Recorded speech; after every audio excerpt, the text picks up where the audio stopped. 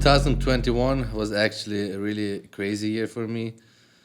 Before I want to share a story with you. Before I share the stories, 2020 was a really rough year. That's why the 2021 made it so special. I started doing comedy end of 2019. He brand new. Yeah, brand new. Yeah. And before I did that, I was a professional bodybuilder, and I was really depressed for a long time because I just was a good bodybuilder, was never talented enough. It's very about having the talent. You need to be the best. So when I started doing comedy, I realized I have a talent for it. So that was like literally October, November 2019. So I was started doing comedy, and then everything got shut down. Did you know off the back you were good at it? Yeah, because the first time I went on stage, it was like a showcase. I had like a 2-3 hours workshop in the comedy club, and they put everybody on stage. And the first time I went on stage was already, the owner came to me, everybody like, is this your first time? I said, I was my first time holding a microphone. He said, this is insane. Mm-hmm.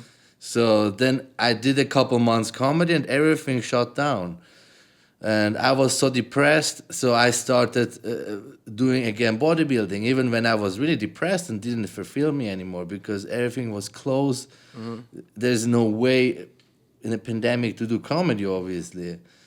And then I came back doing comedy when everything started opening up, and I was just didn't know what should I do in my life. Like I needed a sign, you know. Mm-hmm. Sometimes you don't know if you should do it or you should do something, because doing comedy is not easy, you know. Mm-hmm. It's, especially as a job, not many people make it to a working comic. Message. Yeah, and then end of the year, I was literally like, I didn't know what to do. The craziest thing happened. Like, this is like, I think that was the biggest sign in my life I could ever have. So before, Russell Peters was always a big inspiration for me. I was watching his stuff like all day long. Oh yeah, shout out to Russell. Yeah, and then my wife bought me tickets for Russell Peters concert show. Okay. In January 2021, and because she knew I'm his biggest fan, I was such a big fan. Mm-hmm. So we went there. We went a couple hours earlier there because we wanted to sit in the front row. Because, you know, he does a lot of crowd work. Yeah. I just wanted that he makes fun of me. Wanted him to roast your ass. Yeah. Like, okay. I'm that kind of person. Right. I love being roasted. Right. It's fun. Okay. So we went there a couple hours before, and we were on the front row. It's not possible to be closer. Wow. So he walks out, and he doesn't even say hi to anybody, or he walks out and say, who the fuck put that wall in front of me? And then he started literally 10 minutes dissing me, like 10 minutes. Wow. Are you just getting off at that point? Just roast me, Russell. Like, I was like, give it to me. I was like, oh man, like, like somebody like him, my idol, you know, like it was like so unreal. Right. And I went to the event like, I hope I can do a picture with him, even when I thought it's not gonna happening, right? Because it's never happening. Yeah. So, and then he asked me then, what do you do for work? And by then I was like, I'm a comedian. Okay, you were already owning it at that point. Yeah, and then he thought I'm giving him shit. Yeah, like you're trying to be funny with him. I'm trying to be funny, you know? And then he is angry, walks away. What? And then comes 10, 15 minutes later back, he said, seriously, what do you do for work? I said, I'm a comedian. And he's still like, oh, I want to see your big ass on stage. Right. So that was the 7 p.m. show. He said, you know what? You're going to open my 10 p.m. show tonight. Oh, wow. In front of the full crowd. Wow. Like improv, Tampa. This is in Florida, Tampa Improv. Yeah, I thought he was joking. Right. You know, like who takes that seriously? Yeah. And his show is over, and he goes to his assistant. He says, hey, bring him to the green room. He's going to do the 10 p.m. show. Right. And me and my wife, like, we were in a dream. This is after the show now. Yeah, like, we were like, I just wanted to do a picture with him. Right. And now we're in the green room with him. Wow. And then he's like, you're going to go up tonight. I said, Like he just wanted to put me on to see how I bomb. Yeah. Because he thought I'm just being an asshole on stage. Right. So you fix your heart on. Yeah. And then you say, all right, no, I'm ready for this shit. I'm right? ready. Like I practiced for this a long time. I'm from bodybuilding. Like I am all about the reps. Right. When I've practiced that 5 minutes a whole year. Yeah. That was my first year. I worked on a tight 5 minutes because I knew when I don't have a tight 5 minutes, then I don't have anything. Right. So we were hanging out. I'm like in a dream. Like my wife tries to talk to me. I said, I even don't know that's happening. I'm like already somewhere else. Right. And like sold out again. 500 people. Damn. I'm like a lot of pressure now. Yeah. I'm there like, oh man, it's like I go up and I killed it. Like I have the video on YouTube. There is no second where they don't laugh. Yeah. My 5 minutes was so tight. Yeah. Like I didn't give them any silent tighter minutes. Tighter than your shirt. It was tighter than your shirt. Okay. Yeah. Yeah. And then I come down. He goes up and he's like, damn. I thought this guy gonna bomb. I just put him on that he's bombing. Right. He said he was better than all my openers I brought from LA. Wow. And then I was still like, I couldn't believe what's happening. Like, I'm in the green room. I was like, is that really happening? Like, I don't understand. Wow. And then we partied together, like, had some cigars and drinks. And, he's like, you want to come on tour with me? Come on. And I was like, I was literally discussing, should I really do comedy or not? Exactly. And the next moment, my idol invited me to, hey, you want to come on tour? I pay you. Wow. Like he paid my hotel, everything. Get out of town. Yeah, like to Atlanta, Naples, Miami, Chicago, man. Wow. That's incredible, bro. Yeah, and then the crazy thing is we were during the night, he literally calls his fiance, hey, babe, you need to listen to that. There was a big motherfucker. I put him on stage. He called her twice to explain it to her. And then he like, give me your phone. I thought he's gonna do like a selfie or something. He put his number in it and texted himself. Wow. Yeah, you're gonna come on tour. And like we woke up next day, I still think it's a dream, you know? I woke up, I don't think that happened. Right. I'm looking on my phone, Russell's text message, I think that really happened. Holy shit. Yeah, no, that's crazy. Yeah. And how long ago? This was 2021. It was January 2021. Wow. Literally 1 year in doing comedy. Wow. You know, that's incredible, bro. Because, you know, typically for comedians, you really got to put in a lot of hours. Yeah. And I know you put in the reps, bro. Obviously, you're putting in reps somewhere in this motherfucker. But it typically doesn't turn around that quick, even if you put in the reps. It's 10,000 hours, 10 years before you even can run into those type of opportunities. But I think there's something dope about your story. The fact that you were intentional about sitting up front. The fact that you were intentional about saying, you know, I'm willing to embrace whatever comes with this process, and you were prepared enough to have the. So when your moment comes, you got to be ready. And I think that's what, you know, a lot of comics got to understand is stop trying to beg to get on this, go run behind this guy, go beg for your opportunity. It's like you got to put in the reps and then be ready because your opportunity is going to come. Your shit just came real fast. Oh yeah, man! It was. Imagine I had one gig in a half year. After that Russell thing happened, I had like 12, 15 gigs a month. Wow. Like everybody wanted to book me. I don't know why, you know? Yeah. Before nobody wanted anything from me. Now everybody wants to book me. They want to be your friend now. Hey, go on, bro. Yeah, that's crazy, man. It's crazy. So I noticed when you went on tour with him, you did some of these shows. You did Atlanta. I saw you at the Atlanta Comedy Theater. Yeah. Bro, I was telling him before you came here, I was like, he was at the Atlanta Comedy Theater? That's an urban crowd, you know what I'm saying? So, and that's another cool thing I like about your style of comedy. It works for everybody, no matter what room you go to. And you know, as you've seen some of these other shows, you know, typically black crowds, we don't give laughs away that easily. Like, we make you work for it. So if you can go to Atlanta and put in some work, and you've already hit Laugh After Dark stage, which we've got a pretty mixed crowd, but, you know, black people, we definitely in the building. And you do well at our shows too, man. What do you think it is about your comedy that allows you to really hit hard everywhere? I think Russell said the reason why I'm good is it's because I don't play anybody else. I said, you are you on stage. So because I'm likable on stage, I can make also fun of black people. I can make fun of everybody, and people. Like last time at Laugh After Dark, I made fun of the drummer of the whole band in the background. Yeah. I made black jokes and they Yeah. were laughing. Like Yeah, nobody yeah. was offended because Right. it doesn't come from a negative place. Sure. I just want to make people laugh. Sure. There's an art form. There's an art form. to Yeah, that, I for think sure. it's always the tone, how you say something, that makes it racist or not, you know? Right. Like it's how you say something, what's your intention? Right, exactly. And that's a simple concept that some comedians still don't get. And they've been doing it for 10 years. And they Yeah. still can go up there and say something that's obviously just disrespectful and, racist or racist. So it's good that you understand a simple principle like that. So a short time span in comedy, I mean, but let's go back a little bit further.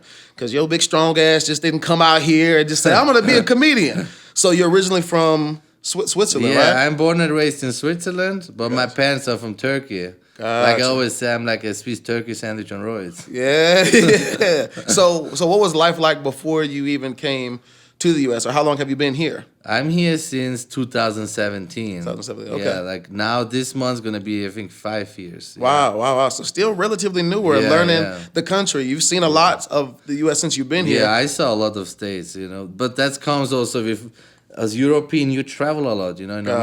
America, most people know their own state, they never travel around. But Right. there's so much to see. Right. And I mean, back before I did comedy, everything was about training, eating. That's what I was going to ask. What were you doing before comedy? Was it just training and eating, and coaching people? But it was like I was often in a dark place because when you are not made for something, but you force it, it's very hard. I think that's what a lot of comics are depressed because they try to force it. But sometimes it's just not meant to be, you know. Right. Like I listened one time a doctor who was talking about penguins. You say that right, penguin in English. Yeah, penguin. That's right. Yeah, when you look at them when they walk on the land, they are just weird animal. They don't have hands. They walk weird. You think like that's a weird animal. Right. Like what's his function even? You know, like you feel bad for Can't him. fly. Yeah, you feel bad for him. Yeah.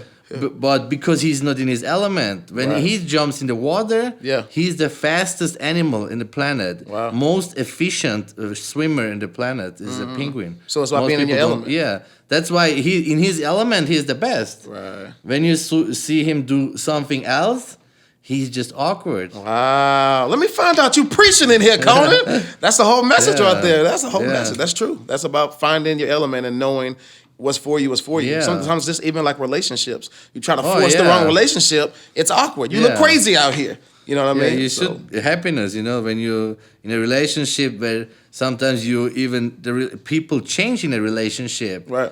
and then it doesn't fit anymore. You just need to accept it instead of like I'm coming from a culture you are married till you die. Like Turkish culture, there's no I'm gonna get divorced. Like my parents, they fight it always. And they always figured it out. Nowadays, like, you don't need to. When it doesn't work, then it doesn't work. Right. Yeah, I think this new generation has a low tolerance for any type of Yeah. relationship. If you look at the post and the memes, I'm gonna cut you off. You over. You know, don't waste my time. I deserve this. I deserve that. Nobody wants to put up with anything, and we all feel like we deserve everything. But I think it's in a way good that people think like that because life is short. You know, like when you think about, I met people. They are married since 60 years and they were, for instance, like gay and they never but could live that life. They are like now 60, 70 and you never really did whatever you are like wanted to do because the culture doesn't allow it. Right. And the same is like with a relationship. Like you put up with a person that doesn't make you completely happy. Yeah.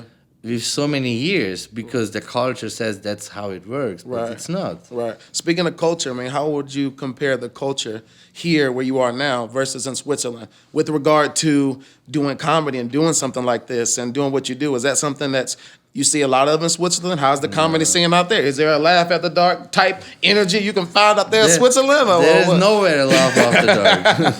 There's just once. Wow. No, I think in Switzerland is more like... you learn in Switzerland we don't have not everybody goes to college. So when you're 15 or 16 you find out which job you want to do and then you apply for a company. That company pays your education. You work 4 days for them, 1 day you go to school. So like 90% of the people learn a profession like with 16 starting. So just 10% goes to college.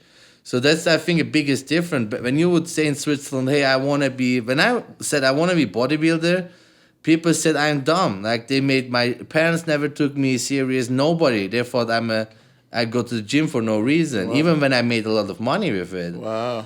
But there is no in that culture is like you have a job or not. Right. When you would say I want to be comedian, people would laugh. I said, why you want to do that? Sure. So to double back, I mean, what even inspired you to get into bodybuilding? Even before you started doing professional bodybuilding, what were you doing before then? And then what made you say, you know what, I'm going to start lifting. This feels good. Or was it in the family or what? I was a chubby child. Like I was till like 20, really fat. Okay. At 20 years old? Yeah. Wow. I think because that affect my childhood. Like I never had dates back when I was younger. Like people were like making fun of me because I was fat. Yeah. And at some point, like I said, like it's enough, I just want to enjoy life, and I think I wanted muscles that girls accept me more. That was it's a wrong reason to train. Yeah, it was revenge. You was in the gym. All right, bitch, you bitches finna get right here. Finna whoop everybody ass. You just was in there on a mission. Yeah, God, I was watching Rocky and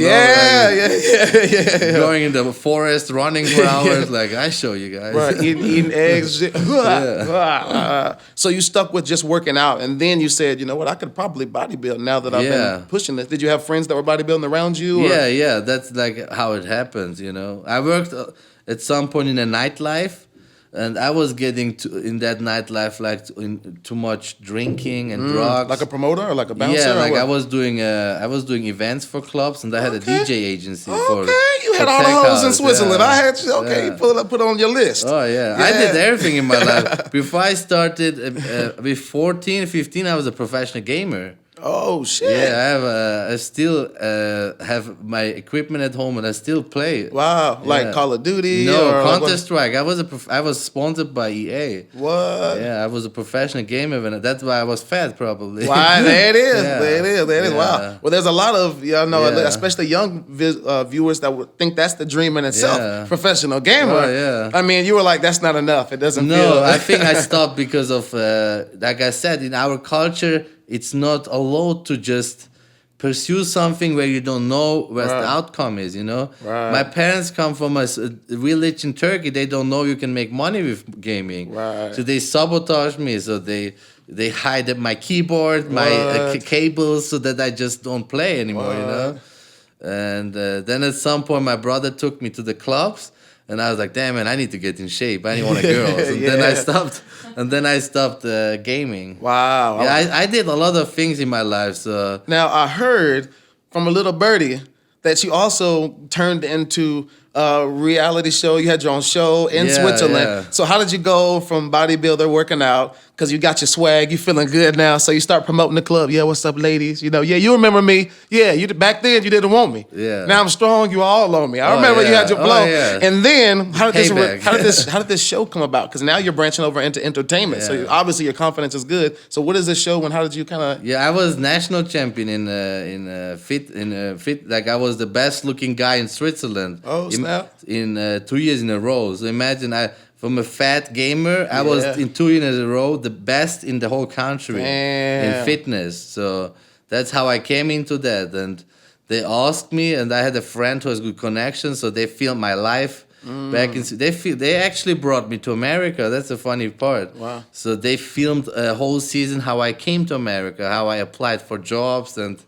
Yeah. Wow. They capture the whole process. Yeah, they captured the whole process how I came to America. Gotcha. Now, what led to you even coming here? Because obviously, it sounds like you was the man in Switzerland. You know what I'm saying? Yeah, you got the ladies, you're strong, you got the club connection still. What made you say, I want to leave this? Because you're the man in Switzerland, but you come here, you just some strong dude at Whole Foods that's, you can't see over. Look, I'm trying to get the cereal, man. Would you move out the way? More Walmart. More Walmart. I eat way too much food. I eat way too much food to buy by Whole Foods. Yeah. I need the credit to buy from Whole Foods. Right. You got to get some more shows, more gigs. So what is it that made you decide to come to opportunities? Like I think Americans don't appreciate America because they don't know how much opportunities they have in America. Like here, when you're a bodybuilder, people look at you as motivation. Right. Back in Switzerland, they just saw, oh, that's a stupid pumper. He goes to the gym. And here, when I came to America, it was like, blew my mind, you know? Right. I came 2016, just compete at the Arnold Classic in Ohio. What's Arnold Classic? What's that? That's the second biggest show in the world in the fitness industry. Nice. Yeah, and then I saw America, and I fell in love. And then I fell in love already 2011. That's the other funny story. I came in 2011 to Las Vegas with my best friend. Wow. Just a trip to come. Yeah. Okay. And this tattoo on my chest is, by the way, I did it when I came to Vegas. And the funny part is, I came here, and I was so fascinated with Vegas. I told my friend, one day I want to perform on the Strip. What? That was 2011. Wow. And we were staying at the Planet Hollywood. Like, this is so crazy. Imagine. Right. We stayed and I said, one day I'm going to perform. And imagine now, 10 years later. Were you doing comedy in 2011 when you said that? No. So you just said you wanted to perform. I probably thought I'm going to be cheap on this or something. Right. You could do that part-time out here, okay? I know some people. You let me know. All right. If you come watch. No, I don't want to cut. No, I'll connect you. And then imagine, then 10 years later, 10 years, 221, I started performing at the Planet Hollywood. Wow. And now I'm nightly at the Planet Hollywood. Let's go, Konan. It's crazy. 10 years later. Did you cry the first time you were in there? You're like, I was here. Yeah, it's insane. Like, first time I performed at the Planet Hollywood, I said to my wife, 10 years before I stayed here. Wow. And I said, I want to perform in Vegas. And 10 years later. Wow. You manifested it. Oh, yeah, it's crazy. Yeah. That's awesome. The power of kind of speaking out what you want, and you're able to gravitate to that. But that's in America. That's why I came to America. The opportunities are big, you know. Mm-hmm. Nobody's judging you when you have a dream and work for it. Yeah. Back in Switzerland, it's more like you do good education, you get a job, you get a family, you feed your family, and there's nothing else. Right. You'll just have, it's like a cycle you need to do. Yeah. That people, he has a family, he has kids, he has a job. Right. Here, nobody cares. Just as long as you're happy, they're happy for you. Right. And when you work hard, people appreciate it here. Right. So now that you're here, and I saw you're at Planet Hollywood. What you said a couple nights a week, right? Yeah. And I saw you with Pauly Shore not long ago. Yeah. So you met some good people and had some good relationships. How did that even come about with Pauly Shore? He's a legend. He's been in the game for so long. He saw me at the open mic once, and then he trains in the same gym like I do. And he was making fun, and then he said, "Send me a tape of me." And then I sent him a tape, and he said, "You want to host for me?" So that's how it's crazy, like the dots, like it's insane. One thing leading to another. Wow. So let me ask you this. So you came to America, you start killing it, you're doing comedy, you're on tour, you got these connections that are developing. Have you since then been back to Switzerland? No. And kind of, okay. I was just wondering what that next trip was going to be like now that you came out here, you made a name for yourself. Yeah. Because everybody that kind of doubted you, and it's kind of similar even here in America when you leave your small town and go to a new place that you don't know anyone. Probably not to the same magnitude as Switzerland to America, but still a lot of small. I'm from a small town in Louisiana, so to come to New York and LA and California, it's a little unorthodox too. And you don't know how you're going to be embraced, but you also are inspiring the people back home because there's not a lot of people who have done what you do. Was there anybody that kind of inspired you throughout your childhood, or was a lot of this just kind of self-taught, self-learned, and self-motivated? No, I think it was more like I just wanted to go out of Switzerland, being like on myself and grow up and just do my thing, Yeah. Because like I said, back in Switzerland, my family didn't saw my job as a job, They just thought I'm stupid that I go work out every day. And even when I have back in the days like 6 or 7 sponsors, like I had sponsors for everything: meat, clothes, supplements, haircut. Wow. But I like when people write me from Europe and say how big. Like they see me as a motivation now because now they want to do the same. I always want to go to America. They didn't do it. Don't wait. Right. That's awesome, man. That's awesome. So now, what's the next thing for you, man? Do you want to continue stand up? Have you considered doing some acting now and kind of branching out from anything else, or are you just focused on comedy and would like to kind of stay? No, my vision is. I'm always honest to myself. I know I'm not gonna be the funniest comedian, but I wanna be a brand like Fluffy. I wanna be that Conan is a brand. Right. That I'm gonna be in movies, in shows, and still do comedy. Sure. But just comedy is just gonna be one of the parts that I wanna do. Right. So it's all gonna come together all together. That's dope, man. That's dope, man. You know, this industry can pull you in so many different directions. Sometimes even while you're doing great things, you still can feel down or feel depressed or have a little anxiety. A lot of comedians are dealing with so many things. How do you balance your time outside of comedy? And I know you've got a beautiful lady in your life that helps keep the balance and keep you motivated. What is Konan doing when he's not on stage?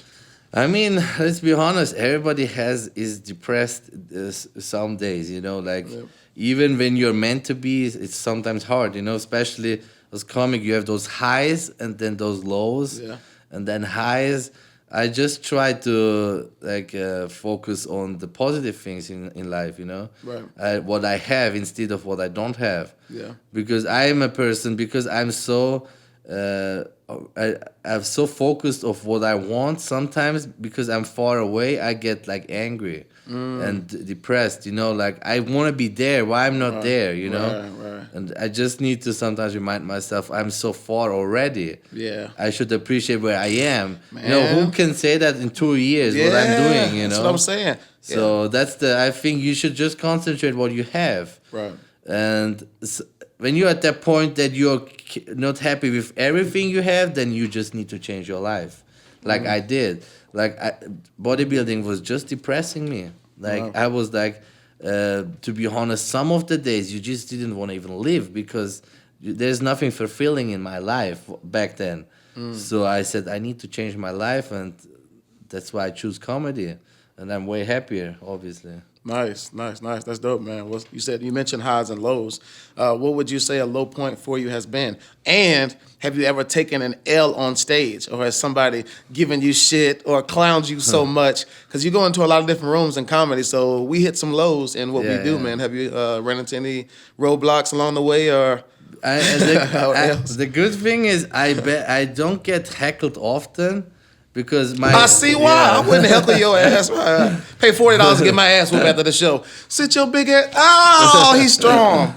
And then somebody heckles, I just make a joke like, hey, I'm gonna see you outside while we do pictures. You know, like I mean, every then here I'm bomb too. I mean, it's not that I'd always do good. That's what I mean with highs and lows, you know? Like you do an event like Love After Dark and you're in a high, you feel great. The next day you go in a room and you just have 10 people in it and you try your best and it doesn't work, then you just need to learn to deal with it, when I'm honest.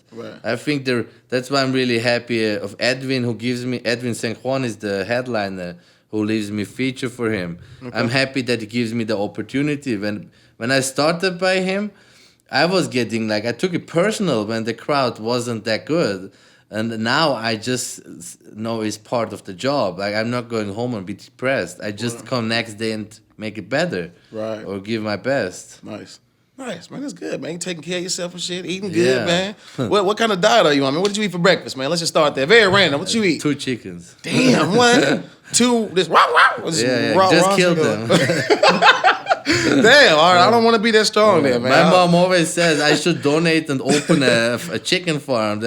I ate so many chickens in my life. I should give something back to nature. Right. One day I'm gonna build a chicken farm. Damn. Conan's chicken farm. So now do you think the America's where you want to stay for good? This is where you want to live. This is where you want to retire. And Vegas is good to you, or? Yeah, I love Vegas, man. It's when I'm honest, Florida was a little bit rough to me because the comics saw me how fast I get stuff. They got sometimes jealous. But I get it, you know. You learned what hating is yet since you've been here? Yeah. And the thing is, because they saw where I started, they didn't give me the opportunities that I deserved. When I moved to Vegas, it's more like people see how good I am and they give me opportunities. You know, they don't go with, he was doing that just a year or 2, you know. They just look at me as the product. Okay, it's funny, so I'm putting him on. So it was the best decision to move to Vegas. It's from day one, it's amazing. Like, nice, very good, man. Well, dope, man. So, in addition to doing comedy right now, is there anything else you got that's in the plans or in the works, or are you just gonna continue to ride this train now? Yeah, I mean, I have a podcast that I'm running, Protein and Podcast. I saw that. Yeah, You just had Punchlines. Chris on there too not long ago. But I'm decided this week on a new show. What I'm very excited. Okay. It's gonna be a show about I go with comics to the gym.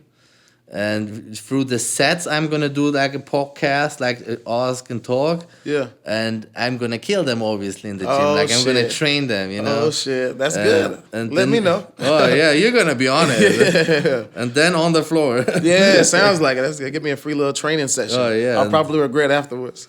Yeah, you're gonna regret it already during it. So.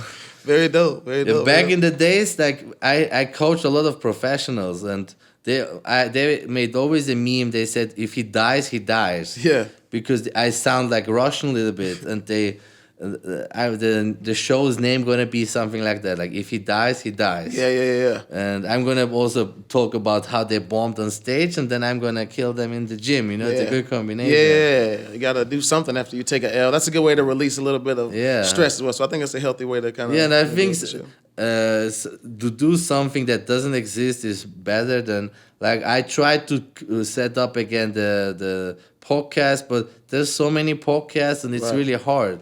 I try to just find something that doesn't exist. Right. And I think this is a way I can train people. I can also like teach a little bit the comics, the healthy weight aspect of the life, you know? Right. I want to help comics get fit, take care of themselves, and not just eat shit and drink all day, you know? Like that they also learn, like, look, when you don't take care of yourself, you're going to die and you're not going to enjoy your career. Mm-hmm. So... That's dope. Yeah, that shows a lot of discipline. Because coming from Switzerland, you came out here. We got fried chicken sandwiches. You know what I'm saying? There's a lot of food out here. Steaks. And it's a lot of good shit. I love food. That's the problem. What's your favorite like cheat food? Like if you just, when you want to have a cheat day, where do you go find some shit? Sushi and ice cream. Sushi and ice cream. Yeah. Nice. Ice cream. I have most people even don't know. But I have a Ben & Jerry's collections at home. Oh, what? Ben & Jerry's? Yeah, I'm collecting the pints. Yeah. I have almost 80 different pints. Like I'm collecting it since years. So these are empty pints now? Yeah. But just keeping most of the pints doesn't even exist anymore. So they're like unique. Wow. And I have even on my calf a tattoo, a Ben & Jerry's tattoo. What?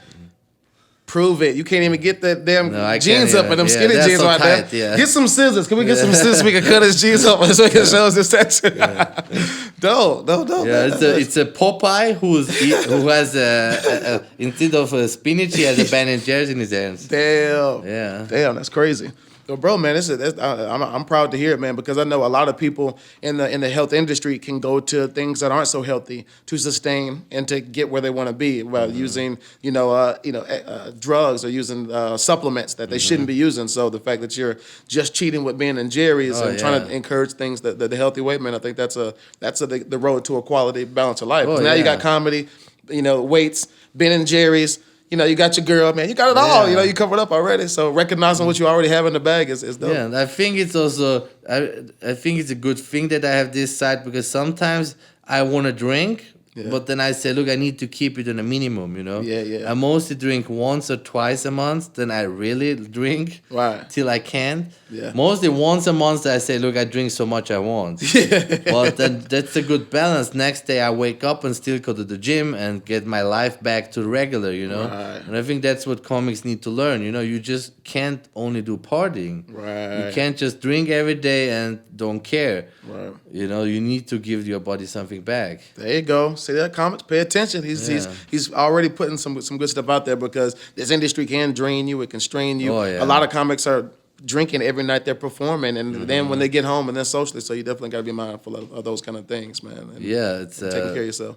I mean, the comics right now, like there's all the famous comics. They started now that wave, like Joe Rogan, Tom Segura, even Bert Crash. They do start doing fitness, like.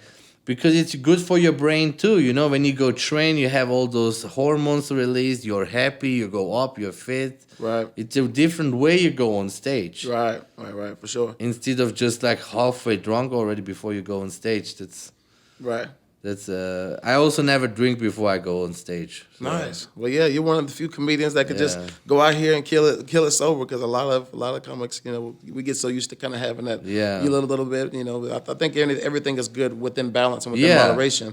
But yeah, some can definitely take that too far, man. So good information there. Now I want to double back to all of the stages that you've hit in a short amount of time.